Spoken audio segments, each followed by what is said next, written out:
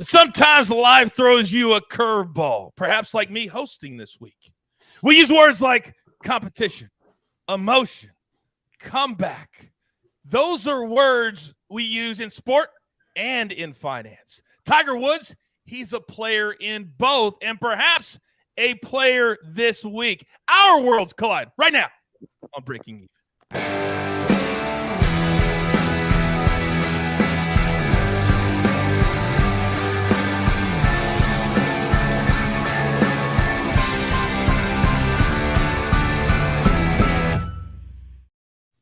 Yes, his name is on the show. Yes, he is normally the host, but he is in golf heaven this week, so he has handed off the reins to yours truly. Hello once again, everybody. Welcome to a live episode of Breaking Even. I am the coach and the man who is in Augusta as we speak, Ned Michaels. Good morning, sir.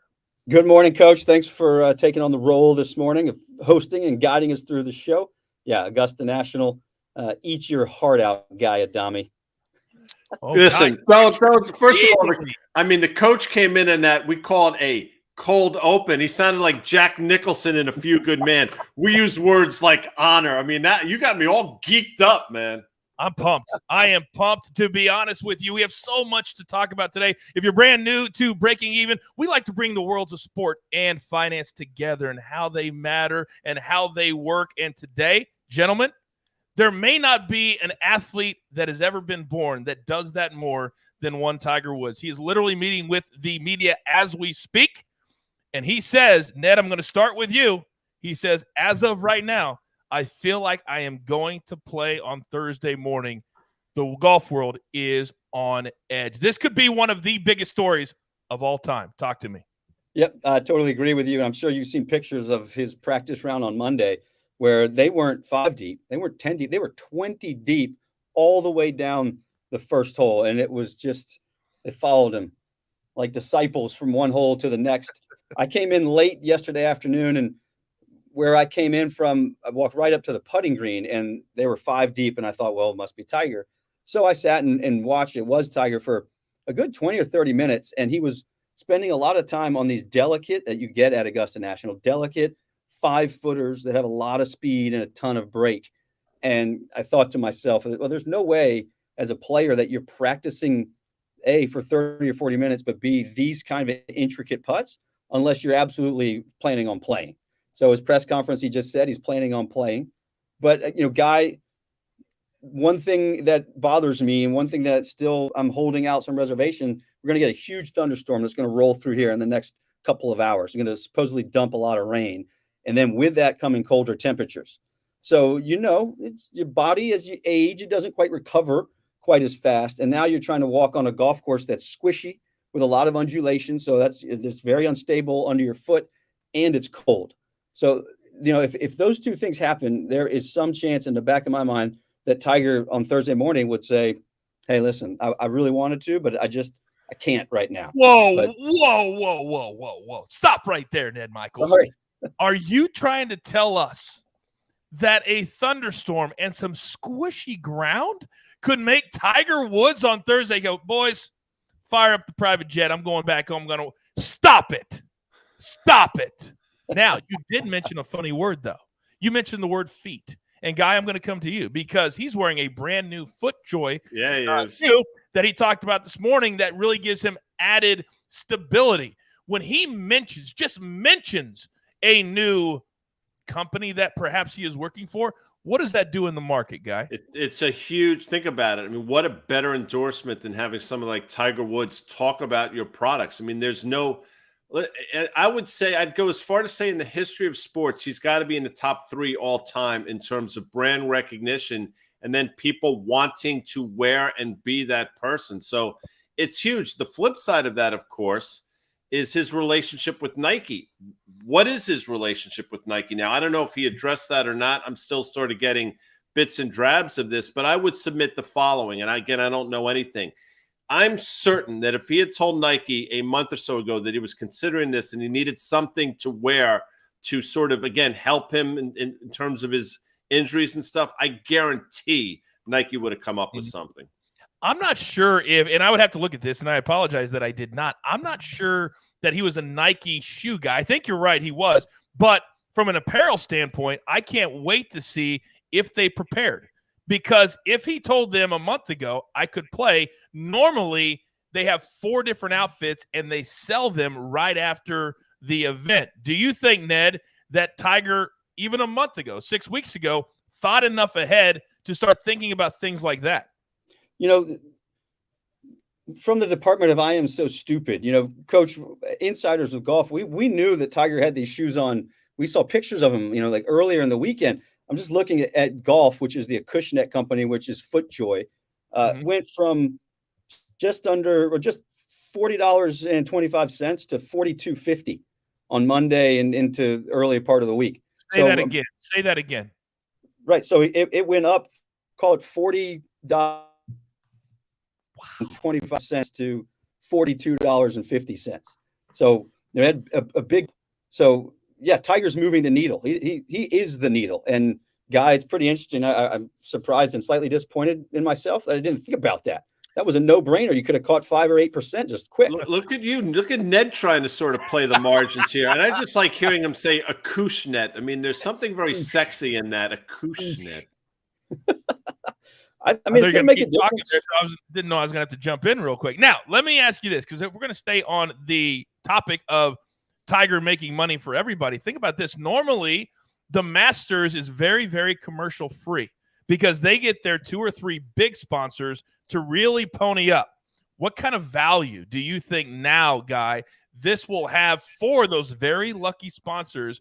Because I think this will be the highest rated Masters of all time. No question. JC, and can I call you JC, by the way? Is that allowed? I don't know what the protocol is. Let's not do it very often, but it's okay. No, I'll just go straight coach then. I understand. We had talked about this on last week's Breaking Even. We talked about sponsors and what it meant for CBS, if in fact he even considered playing. So I think it's a fascinating thing. I think sponsors find themselves salivating at the thought of Tiger Woods making the cut, which is, I think, critical, obviously, for CBS, right? Because they air on Saturday and Sunday, making the cut and having probably the most watched Masters of all time. Let me jump in. You remember when Tiger won in 2019, there was bad weather coming in, so they moved the tee times up.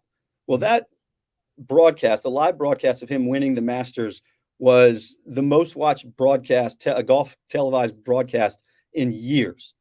Well, they re-aired it in the afternoon, and that was the second most watched golf broadcast in years.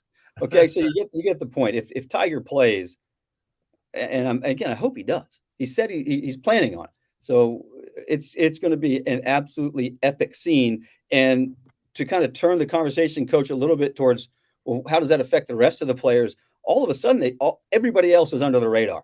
Everybody else is preparing this week without having all the questions and all the pressure and all the hype. Scotty Scheffler's the #1 player in the world, and you don't even hear his name. So I think this is going to benefit guys like John Rahm, maybe even Rory McIlroy, Xander Schauffele, these kind of guys, because it's all Tiger right now. Well, to me, it's all about Rory McIlroy. That's the guy who benefits way more than anybody else, and here's why. He's been trying to win this Grand Slam, career Grand Slam, for many, many years now. The Masters is the last one. He's already won the PGA, the British, and the U.S. Open. But every year he comes here and he has that pressure, right? He has the pressure on his shoulders to win and join that very elite group. But now nobody's talking about it. Nobody's talking to Rory. Nobody's talking about what Rory could do. And especially if he's on the opposite side of the draw, this would be amazing for him because nobody will care until Sunday. So, Guy, when I come back to you and we look at the competition now, from a competition standpoint, do you think that other players will benefit, or will this hurt them because they won't have that energy and mojo to get them started? Oh, I think it absolutely helps the other players. I mean, it brings an energy.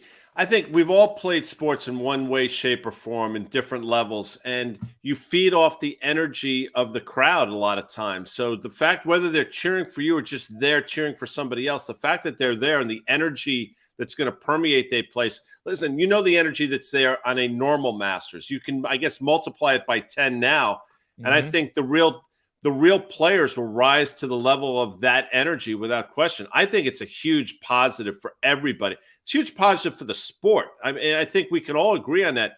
You mentioned Scotty Scheffler. I mean, I would submit that you could go out in the middle of Times Square and ask 100 people who he is, and maybe, and I'm not goofing around, No, maybe you're right. 5 people know. If you ask those same 100 people who Tiger Woods is, 95 people know, if not 100. The same day, Scottie Scheffler won the match play a week and a half ago. Tiger Woods was flying to Augusta to practice, and what was trending? It wasn't Scottie Scheffler going to number 1 in the world. It was a plane flying from Florida to Georgia. All right, let's pivot now. Let's evolve a little bit. Let's get into our picks. Pivot. That's what we do here on the show. And when you look at the numbers, because of Tiger, Ned, and whether or not he will or will not play, it brings up a very interesting topic as far as betting is concerned. You can bet on Tiger Woods to make the cut. It's only plus 110. Think about that, gentlemen. Plus money for Tiger Woods to make the cut. Now, Ned, he just said today, I do not show up unless I believe I can win. To me, this would be the lock of the week. No? Yes, 100%. I agree with you. And you look, this is his 5th comeback, right? And you look at how he has performed in the first event after each of these comebacks. And for the most part, he hasn't played well. He's missed cuts in the past. But this is Augusta National, and this is the Masters. And he knows this golf course. He knows where to miss it. He knows when to be aggressive. And as the weather evolves, people are saying, well, that's going to be a detriment to him. He hasn't played, and it's hard to score in the wind. And I'm thinking the exact opposite. The more the wind blows and the more the disposition of this golf course changes from on an hourly basis, that plays right into Tiger's hands, because he knows, again, where you can miss it, and he knows what to do in certain conditions. And when the wind is coming out of this direction, here's how you play this hole. And nobody in the field really has the experience of doing that under pressure of winning. So, yeah, making the cut for Tiger Woods, I like that bet. Absolutely, I like that bet. Are you kidding me? And Guy to miss the cut is minus 140, the same number as former Masters champion Danny Willett, Matthew Wolff, Cameron Champ. So right now, the sports books believe that Tiger is going to come back and be right back to where he was when he left 17 months ago. It's amazing. The 3 names they could have been a line on the Quebec Nordiques in the 1970s. I mean, I literally never heard of any of those guys, and they're all ex-Masters champs. It's great. And you guys talking weather here. Remember the Reverend in Caddyshack when he's playing? He was having the round of his life in the rain. Bill Murray. I don't think the heavy stuff's coming down for a while. I mean, this thing is all lining up for some epic Tiger Woods weekend. Listen, I don't know if he can win this thing. I'm sure you guys say there's maybe there's a 1% chance, but you could imagine if he's on the leaderboard on Saturday, what that's going to do. That's crazy. Crazy. For those who want to just paint a picture of, well, can Tiger really win?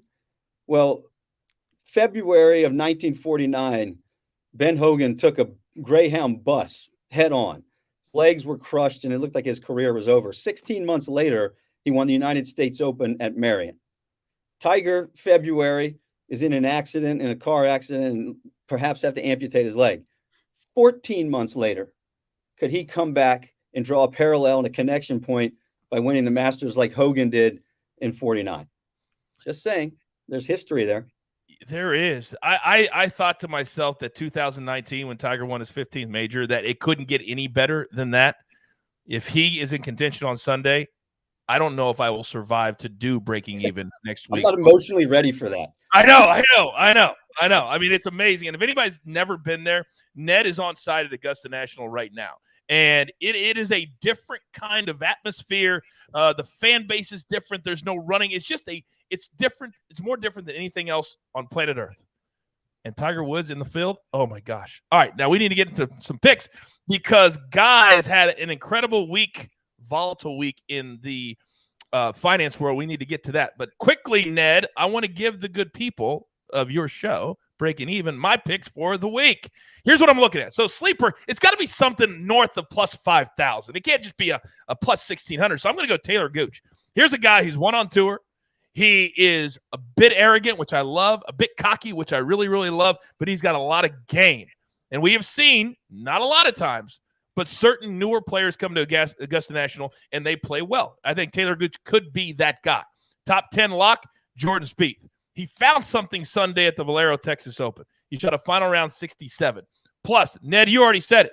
This is Augusta National for Tiger Woods. Well, guess who also has a fantastic record at Augusta National? Jordan Spieth, plus 180. He should have 2 green jackets already, by the way. Now, Cameron Smith, we haven't seen him since the Players' Championship. He was dominant there. I believe he's going to be great again this week, plus 1,600, a really nice number for the Players' Champion. And my best bet of the week, that same man, Cameron Smith, top 10, plus 140. Ned, your thoughts?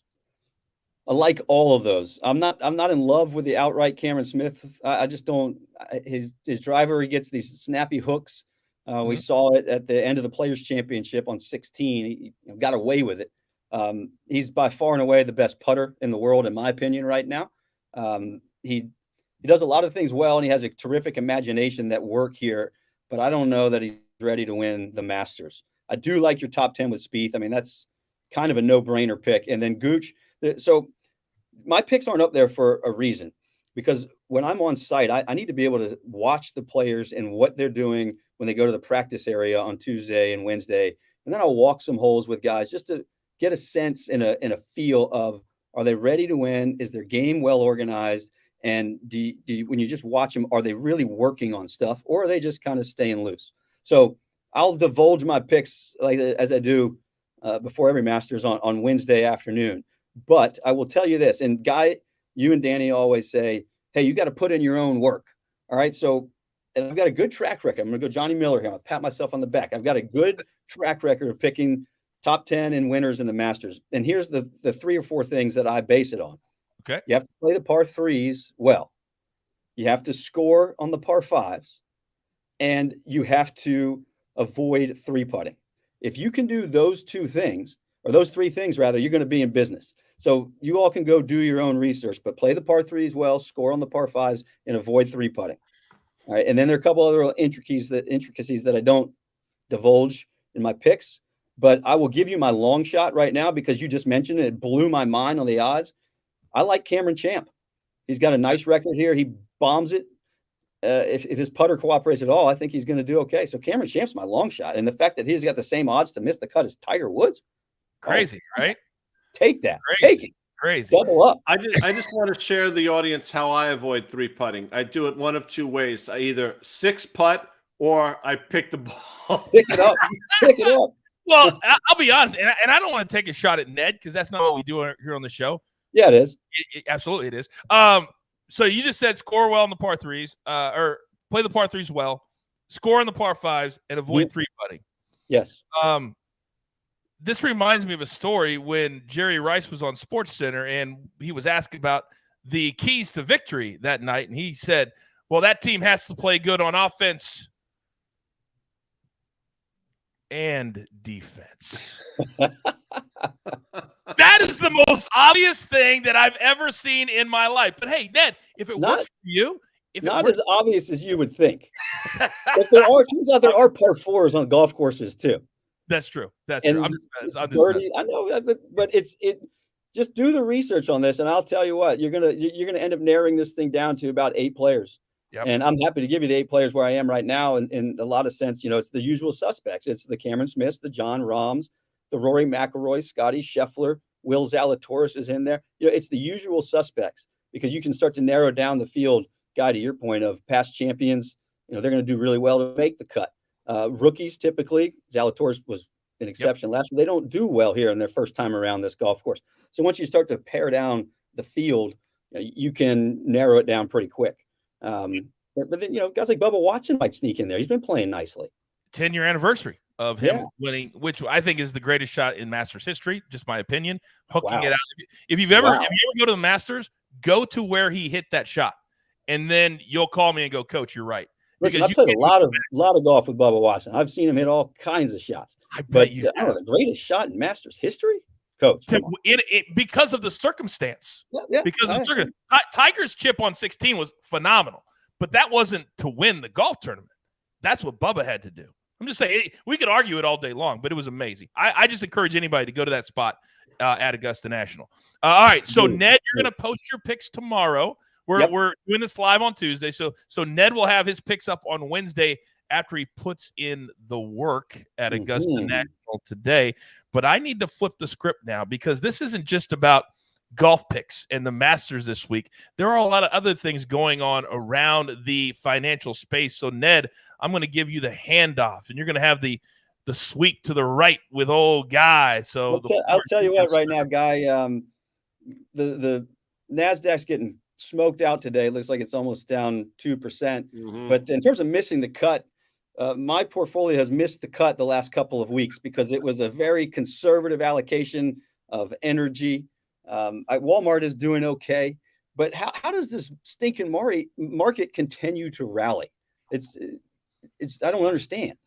No, it's fascinating. We talked about this with you, and then we talked about Coach and I talked about it whilst you were away. And I said a couple weeks ago that I thought the market would be down, 2-3% by the time we did the next breaking even. That didn't happen. I said it again last week. That didn't happen. Now things are starting to happen. To answer your original question, why does this happen? And again, flat out, I was wrong about this, RONG wrong. But if you look back and say, okay, why could it have happened given what's going on in Russia, Ukraine, obviously Fed raising interest rates, there are a number of different things happening out there. A lot of this becomes seasonality. And, as March ends, that's the end of the first quarter. You have inflows into the market, a lot of what we call window dressing. In other words, market participants trying to get prices marked so things look good for their first quarter performance. Then obviously April starts. You have the beginning of the next month and quarter. You have more inflows into the market. But now we're starting to see, at least today, as we're sitting here right now, some of the ramifications of, again, all the things we've talked about. Fed speak. What does that mean? Well, it means exactly that. The Fed is on autopilot in terms of raising interest rates. And now, Coach, they're doing something called reducing their balance sheet. So the Fed has been buying things over the last 10 years or so. They've stopped. And now they're going to let that stuff unwind. In my opinion, it has huge, again, ramifications for the broader market. And we're starting to see it a little bit here, Ned. What does that mean? I keep hearing that they're going to unwind. Does that mean they're going to start selling these things that they bought? Or what does that mean? It's interesting. I mean, theoretically, they don't sell things. They just let them roll off their balance sheet. So these things come to term roll off. But if they own securities, and God only knows what's on that Fed balance sheet, I certainly don't. And I don't think it's been audited in 25 or 30 years. But let's say they bought securities that don't unwind, obviously. Right. What does that mean? Do they have to sell them? And I guess the answer is yes. So I think the market's trying to figure out what an unwind of a close to $9 trillion with a T dollar balance sheet means. And that's just a number. But if you were to look at 9 trillion and figure out what it actually looks like and what it means and how many billions are in a trillion, it's mind-boggling to think. Again, we just throw out, who's that gentleman that just walked in? Good-looking man. Hello, sir. Who are you? He is the smartest man that you will meet when it comes to golf. He does so much research. He is in the tower and just a good. He's got a cameo here on Breaking Even. Apparently so. Yes. Anything you want to add to this group? We're talking Fed balance sheet roll-off, interest rates. We're talking about Tiger Woods, Jordan Spieth, some dude that I never heard of. Apparently he's number one in the world. I know. Yeah. The last pick you gave me one. This is why I got to wait till tomorrow to give you my picks. Hey, I want a bonus pick right now. Who's he got? I'm going Cam Smith. Yeah! Oh, get out of here. Wait, who's that hoodlum? Who's that gangster that just walked in? You can't make that up. You can't make that up. Is there a lock on that door, Ned? I mean, what is going on? It's anarchy here on Breaking Even. God, that's amazing. That's amazing. I'm telling you, that man is in the know. That is, golly, Coach just getting. Ladies and gentlemen, you're welcome. Oh, man. You can't script this stuff, Coach. You can't. You can try, but it wouldn't work. Like my cousin who you said, it's got to be a UNC fan who hates UCLA. I've done this for a minute. Yeah, so the roll-off, back to the roll-off guy, because this is something that Dan and Nathan have been talking about for a while. He was speculating that they were buying Apple stock, and that's why it was elevated and not coming down. So, well, yeah, and I'll say this quickly. You say, well, wait a second. Why would they be doing that? Because if and again, I don't know that they were or are or have. I have no idea. But I'll say this. If you're looking to support the market, the best way to do that is with the biggest company on the planet, and that's Apple with close to a $3 trillion market cap. So as Apple goes, so goes the market. So it's not out of the realm of possibility, because what we've seen for the last almost 30 years is, the Fed is laser focused on how the market does. And one of the reasons is if the market's doing well, people feel better about things, regardless as to whether or not they own a single stock or not. When they see the market do well, they figure the economy must be doing well. If the economy's doing well, I can buy that Starbucks. I can get on that plane. I can buy a new bag of golf clubs, all those different things. When the market unravels, which we really haven't seen in a while, then people say, wait a second, what's happening? What's happening in the economy? Maybe I shouldn't take that trip. So much of consumer confidence, in my opinion, is predicated and built on how the broader market is doing.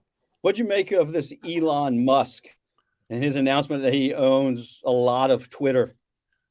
A lot means different things to a lot of people. A lot for me is $100 bill. I throw those around like, manhole covers. But, for Elon Musk, it's almost a $3 billion with a B dollar investment in terms of Twitter stock, which gives him a 9.2% ownership stake, which again, I don't want to get in the weeds here, but it's below a certain threshold in terms of how much stock he owns. With that said, just a few hours ago, it was announced that Elon Musk is now going to get a seat on the board of directors of Twitter. Now, Twitter was trading $31 or so a month and a half ago.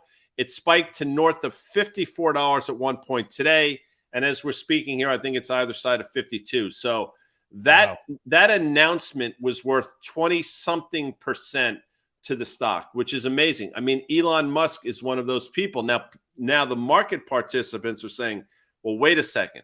This is a passive stake in Twitter, but it's passive really in regulation only. I think he's going to be a pretty vocal person in terms of Twitter and what it means. Does Donald Trump come back to the platform? Does he buy the company outright? I mean, there's so many things going on here. See, let me jump in here real quick. I think that's the whole reason that he bought this $3 billion stake, guys, because we've seen, and I follow this a lot, we've seen him grow more and more frustrated at Twitter deciding who can and cannot be on their platform. It's the most important platform to content in the world today. It is for us here. It is for any other show or any other business. I think this is going to be the one move that businesses needed to not be tossed off the platform if somebody didn't like what you had to say. And that's going to be a big difference. Just amazing that it can go up that much because of one guy. Yep. Speaking of guys, since we're cutting in 30 minutes here, you ready for it? I'm ready. Hey, you guys!